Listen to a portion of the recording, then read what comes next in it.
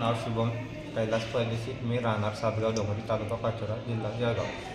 मला रानडुकराने रात्री मी शेतात जात असताना मला रानडुकराने हल्ला केला.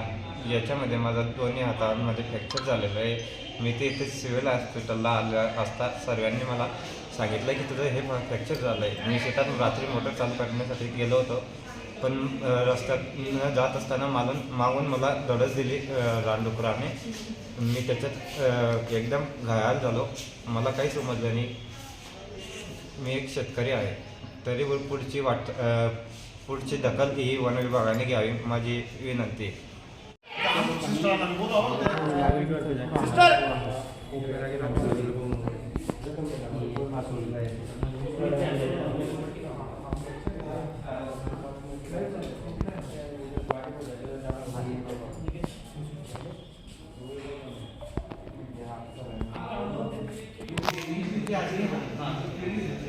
अरे बापरे,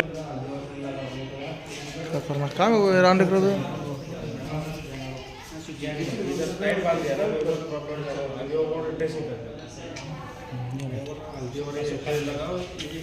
लाईट नाही घेतो.